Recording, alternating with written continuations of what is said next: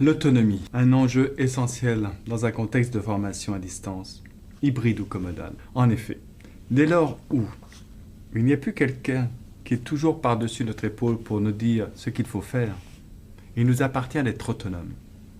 Être autonome, c'est-à-dire de nous prendre en charge, de prendre en main notre projet, d'une part, et notre organisation. C'est un élément important dans ce contexte de formation à distance ou dans un contexte dans lequel tout ou partie de la formation et des activités sont à distance. Être autonome, ça veut dire quoi?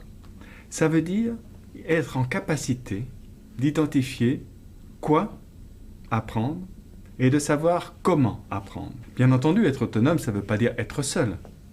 Ça ne veut pas dire être un Robinson sur une île déserte. Non. Il y a toujours un vendredi dans l'autonomie.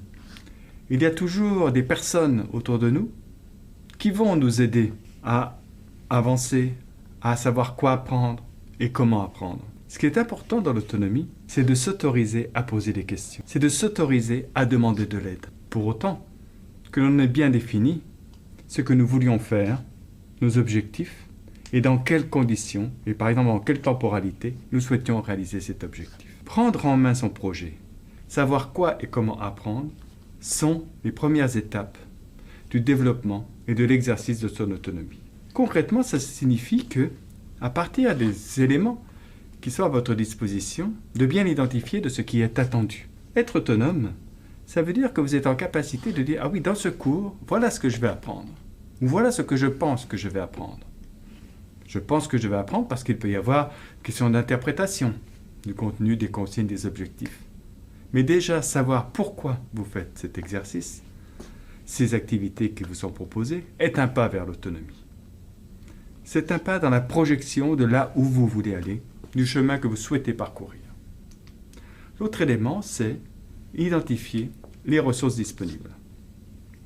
Exercer son autonomie, développer son autonomie, ne se fait jamais seul.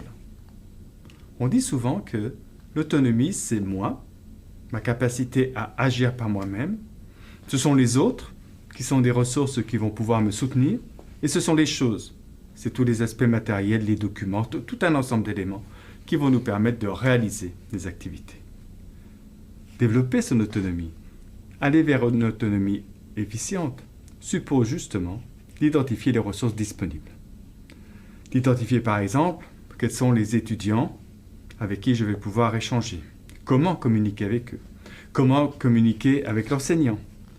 Et surtout, n'hésitez pas à rentrer en communication, n'hésitez pas à interagir. Le troisième élément pour développer une autonomie efficiente est d'analyser son expérience. Il ne s'agit pas de se lancer dans les activités, dans la course effrénée à la réalisation de ces activités, parfois sous forme de sprint, etc. Non, l'autonomie, ce n'est pas ça. L'autonomie, ce n'est pas aller vite. L'autonomie, c'est prendre le temps de comprendre comment on apprend, d'analyser son expérience, de prendre le temps de faire son propre bilan de ce que j'ai appris. Imaginez, vous regardez en façon asynchrone une intervention d'un enseignant, d'une enseignante. Vous êtes concentré, certes, l'intervention va durer 50 minutes. Posez-vous la question à la fin, même si ce n'est pas demandé par l'enseignant. Qu'avez-vous appris? Qu'avez-vous appris de ces 50 minutes? Prendre ce temps va vous permettre de développer votre capacité à agir et à vous prendre en charge. Analyser son expérience, c'est aussi identifier ce qui vous aide le mieux à apprendre. Vous faites une activité, vous avez déjà fait des activités dans les années antérieures, réfléchissez à qu'est-ce qui vous aide à apprendre, quelles sont les meilleures situations, ou en tout cas celles qui ont été les plus propices, qui ont été en termes les plus enrichissantes.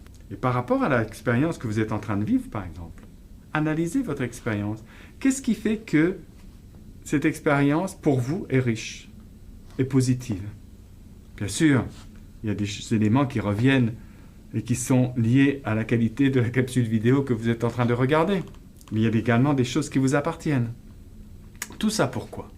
Eh bien, pour développer son autonomie, il s'agit aussi, à partir de cette réflexivité, de cette réflexion sur votre pratique, d'ajuster. De vous ajuster, de dire « Ah, tiens, lorsque j'ai commencé cette vidéo, ou la vidéo d'un cours asynchrone, l'exemple que je prenais tout à l'heure, je n'étais pas suffisamment installé, concentré. La prochaine fois, il va falloir que vraiment je dise « Ok, maintenant je m'installe, j'enlève tout ce qui est autour de moi, c'est l'heure de faire l'activité. » Ça peut être autre chose. Hein. Ah oui, ces activités-là, je les faisais à tel moment de la journée. Alors, je me rends compte que c'est mieux pour ce type d'activité-là à un autre moment de la journée.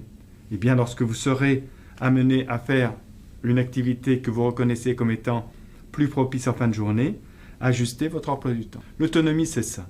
L'autonomie, c'est identifier ce qui est attendu, identifier tout ce qui est dans votre entourage, dans votre environnement et qui va pouvoir vous soutenir, mais aussi de prendre le temps d'analyser cette expérience et de procéder aux ajustements nécessaires pour maintenir l'efficience de vos activités et renforcer ainsi votre engagement et votre persévérance.